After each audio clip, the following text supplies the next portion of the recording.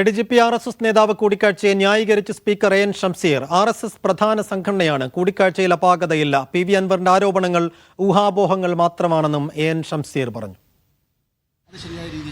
വ്യക്തികൾ ഇപ്പോൾ കാണുന്നതിൽ വലിയ തെറ്റൊന്നുമല്ലല്ലോ. ഒരു ഉയർന്ന പോലീസ് ഓഫീസർ ഒരു RSS നേതാവിനെ കാണുന്നു. അദ്ദേഹം തന്നെ പറഞ്ഞു അദ്ദേഹത്തിന്റെ സുഹൃത്താണ് കൂട്ടിക്കൊണ്ടുപോയത്. അപ്പൊ അതിനകത്തൊന്നും വലിയ ഗൗരവമായി കാണേണ്ട കാര്യമൊന്നുമില്ല. അതെ, അതിനകത്തൊരു വലിയ ഗൗരവമായി കണ്ട RSS ഇന്ത്യയിലെ ഒരു പ്രധാനപ്പെട്ട സംഘടനയാണ്. ആ സംഘടനയുടെ നേതൃത്വത്തിൽ പ്രവർത്തിക്കുന്ന ആളുകളെ കണ്ടു. അതിനകത്ത് വലിയ അപാകത എന്ന് എനിക്ക് തോന്നുന്നില്ല. ഇത്തരത്തിലൊരു സമീപനവും കേരളത്തിലെ ഉയർന്ന രാഷ്ട്രീയ നേതാക്കന്മാരുടെ മന്ത്രിമാരുടെയൊക്കെ ഫോൺ ചോർത്തുന്നു എന്ന ആരോപണം അത് വെറും ആരോപണമാണ്. അതിൽ ഞാൻ വിശ്വസിക്കുന്നില്ല.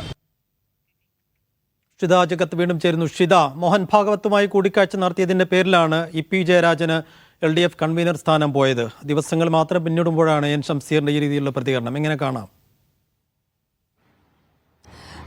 സൈഫുദ്ദീൻ, തീർത്തും ഒരു നിരുത്തരവാദപരമായ പ്രസ്താവന എന്ന് തന്നെ വേണം ഈ എൻ ഷംസീറിന്റെ പ്രസ്താവനയെ വിശേഷിപ്പിക്കാൻ. കാരണം കഴിഞ്ഞ ദിവസങ്ങളിലൊക്കെ തന്നെ RSS ആണ് പ്രധാന ശത്രു, കമ്മ്യൂണിസ്റ്റ് പാർട്ടിയുടെ പ്രധാന ശത്രു എന്നാണ് നേതാക്കൾ പറയുന്നത്. അതിനിടയിലാണ് രാജ്യത്തെ ഏറ്റവും പ്രധാന ഒരു സംഘടനയാണ് RSS എന്നുള്ള നിലപാടുമായി ഷംസീർ രംഗത്ത് വരുന്നത്. അതുകൊണ്ട് തന്നെ ADGP ഈ കണ്ടതിൽ തെറ്റില്ല എന്നുള്ള കാര്യമാണ് ഷംസീർ പറഞ്ഞിരിക്കുന്നത്. എന്തായാലും വലിയ രീതിയിൽ തന്നെ ചർച്ച ഉളവാക്കുന്ന, CPM-നുള്ളിൽ പോലും ചർച്ചയ്ക്ക് ഉളവാക്കുന്ന രീതിയിലുള്ള ഒരു പരാമർശമാണ് എൻ ഷംസീറിന്റെ ഭാഗത്തുനിന്നുണ്ടായിരിക്കുന്നത്.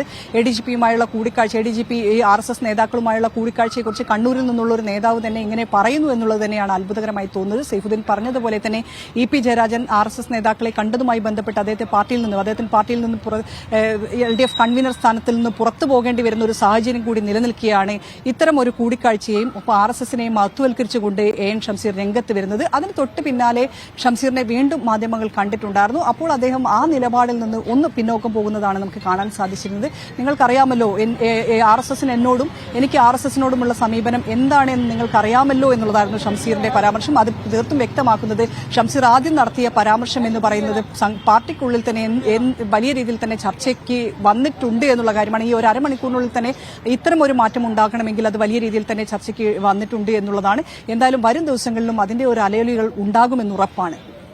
ശരി ഷിത.